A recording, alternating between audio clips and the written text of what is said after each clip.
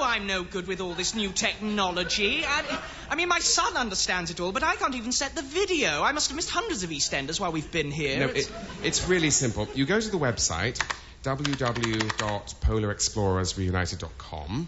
Well, don't you have to log in and be a member? Oh, just forget it, Evans. Oates must be dead by now. No, let me show you, Captain. It's easy. You click on what pole you went to. Did we go to the North or the South Pole, Captain? Oh, South Pole, you fool. Sorry, Captain. So you click on the South Pole and the year of your group. See, here we are. Oh, look, there's me. Oh, click on it. What does it say? Scott, Robert Falcon, went on expedition to the South Pole. Good God, it's very clever, isn't it, this World Wide Web thing? Oh, hang on a minute. Shackleton. Oh, the little liar. He never made it to the pole. He got stuck on an iceberg and went home. Oh, look, there's Oates. He is listed after all. I knew it. My God, so he is. What does it say? Oates, Lawrence, still living in South Pole, and I'm now working in IT. Oh, and look, it has his email address, oates@coldmail.com. Gosh, you know, we must send him an email sometime, meet up like the old days.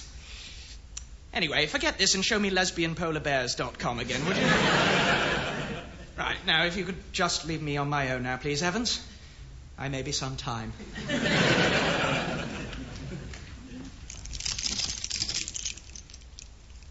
Take a seat, darling. Thank you. Now, have you ever had a tarot reading before? No, and to be honest, I've always been a bit sceptical about this sort of thing in the past, but recently my husband's left me and I've lost my job and my life has just totally collapsed, and I thought, why not? Well, let's cut the deck and see if the cards can bring some good news. Yes, please. Okay, first card. Death. Oh, no. Oh, no, that's not necessarily a bad thing, as it can just mean change. Next one. Death. Isn't that bad? Oh, no, just lots of change. It's only bad if you get, 5 in a row. Death. Death. Death, right. I'm sure that's nothing to worry about. Do you often get 5 in a row like that? No, but, first time for everything. Things are bound to improve from here on in. Death. Death, I have to say, I thought there were only 5 death cards in the whole pack. Death. Death. Skeletor, now that shouldn't be in there. Death. The Hanged Man, okay. Oh, and the face on the card seems to be your face. Odd. Unusual, but it doesn't have to be interpreted morbidly. It just depends on the next. Death, right. I'm getting a clearer picture. How are you feeling about this? Hello? Are you, Hello? Oh. Now that is spooky.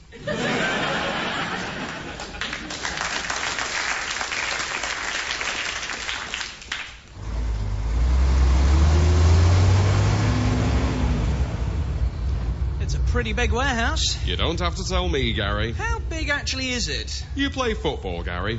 Not really. Can you imagine 20 football pitches, 5x4? No. Well, can you imagine one football pitch, a big one, about the size of this warehouse? Right. Well, that's the kind of size we're talking about here, Gary. Let me tell you how big it is in relation to a double-decker bus. Must you? You never had a building described to you in buses before? Only one. And what was that? A bus depot. Right. Well, I've been to a few big places in my life, and let me tell you, not once have they failed to tell me how many double-decker buses they could fit in. Right. To be honest, I'd rather you gave me the measurement in metres. Do you know what? What? We don't bother with metres anymore. Why? They're arbitrary, useless, invented by the French to confuse the world. Really? Yes. You ever ridden on a double-decker bus, Gary? No. You and me both, Gary. But the point is, you can picture a double-decker bus, right? You think, double-decker bus? Yeah, I can see that. It's a unit of measurement that everyone can relate to. So we've abandoned the metre altogether? Pretty much, Gary. You've got your 5 main units of measurement these days. You've got your football pitch. You've got your double-decker bus. You've got your Nelson's column. You've got your area the size of Wales. And finally, you've got your what we call the moon and back. Everyone's doing it, Gary. Everybody's doing it. Coffee through here.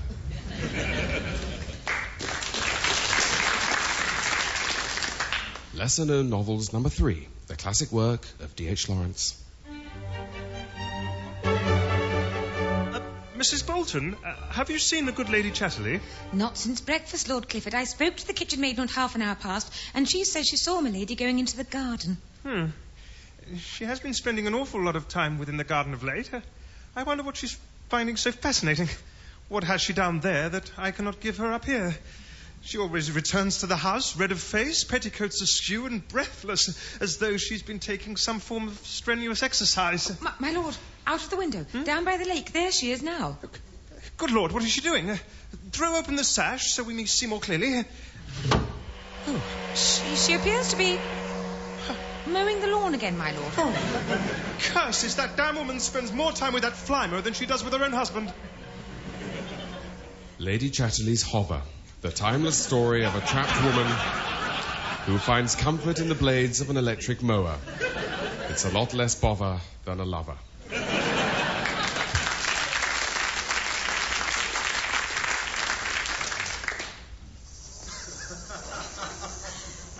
Funny play. Yeah. Who was the author? Aristophanes. He's new. Oh, I've got some gossip for you. Mm-hmm. You know Menelaus, a sculptor I liked? Yeah. Well, I'm pretty sure he doesn't fancy me. Well, he probably would have said something by now if he did, eh? Oh, you're so right. Oh, I love spending time with you, Plato. I feel I can tell you anything. Good. It's like we have a special kind of friendship. Yeah. Like a really deep bond. Yeah. And one that's completely non-sexual. It's almost like a brother-sister thing. Well, I wouldn't say that exactly. And I feel I can tell you anything because you're not going to come on to me. Well, you never could rule it out. I mean, if you did ask me out, it'd be probably so completely weird I don't know, run away or go mad or something. Yeah. Everything would be ruined, wouldn't it? Yeah, anyway, I better go. I'm meeting all my gorgeous, large-breasted girlfriends. Honestly, they're so jealous of our friendship and they want to meet you in exactly the same way. Yeah. Bye. Bye. Oh, crap.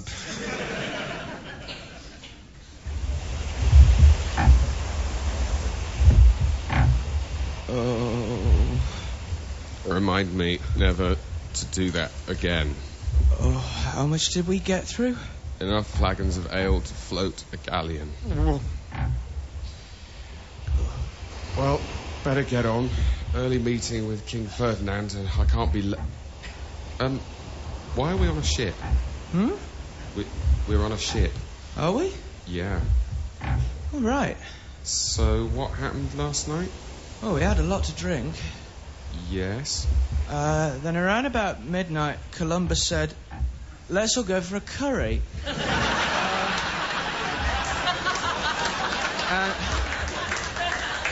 And I think you quite rightly pointed out that those sort of spices were not readily available in 15th century Spain. So Columbus said he knew, a quick way to this restaurant in India. So we're sailing west and possibly off the edge of the world in search of a curry. Yeah. Well, but it better be worth it. Yeah. I might have a chicken jalfrezi. What about you? Probably just have a korma. A korma? We're sailing around the world for a curry, and when we get there, you're going to have a korma? I don't like stuff that's too spicy. Oh, your big girl's blouse.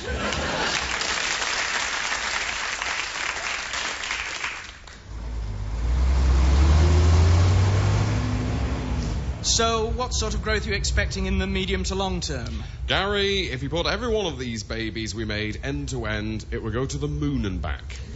Right, is that a lot? Damn right. By 2012, our products will be able to get you 3 times round the world. Use a new unit there, you're round the world. Right. So can I actually see the figures? I'm not going to show you the figures, Gary. But the shareholders have to... No, but surely... No, you're not hearing me, Gary. You're just listening to the words I'm using. Pardon? You see? There you are again, Gary. I'm not going to show you the figures. I'm going to show you a figure. A figure? It's a figure that says it all. We put the annual turnover against net profit, interest payments and VAT, and do you know what figure popped out? What? This. 7? 7. Exactly 7? To the nearest significant figure. But what does this figure mean? Couldn't tell you, Gary, but at least last year it was 6, so we must be doing something right. as you can see from the results of the aptitude tests, the majority of people in your organisation are in the correct position. And if you look at that portion of the graph, you can see who is most ready for a promotion. Well, this is all very, very good. I'm very happy with your work. Yeah, hold your horses. We've saved the best bit for last. Here are the results of your aptitude test. Oh, no, I'd forgotten I'd agreed to do that. Hope it doesn't show me that I should demote myself to the cleaning department. If only it did. Now, after collating all your answers, I'm afraid to tell you that you have no aptitudes at all. Good joke. Sense of humour is definitely one of my aptitudes. No. None at all. You have no detectable abilities or aptitudes. Yeah, I'm afraid in the outside world, you wouldn't be allowed to handle cutlery.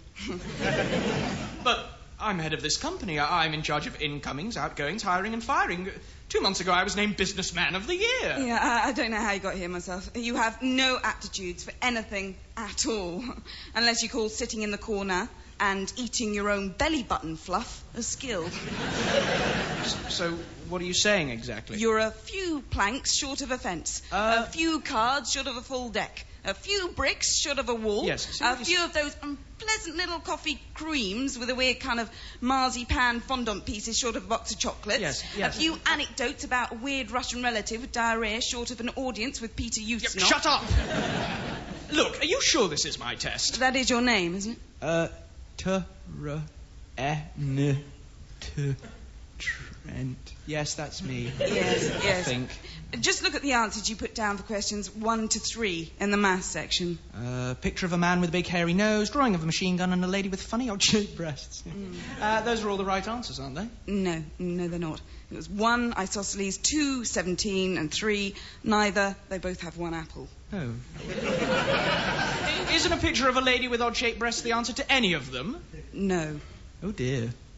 It does seem that my rapid rise to the top respect of thousands and millionaire lifestyle has all been some ghastly mistake. Yes, it does seem so.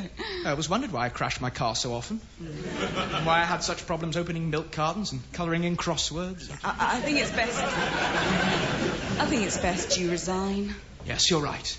I should let someone with ability take over my job.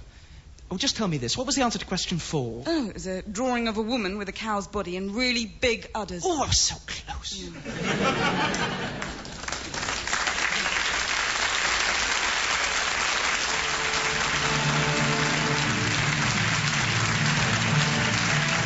That was Concrete Cow, starring Rob Webb, Chris Pavlo, Sally Hawkins, Stephen Kim and Olivia Colman. It was written by James Carey, Robin Innes, Catherine Shepherd, Adam Bromley, Sally Hawkins, John Holm, Ashley Blaker, Stuart Barker, Tim Fitzsimons. Script edited by Steve Bunn and James Carey. And the producer was Adam Bromley.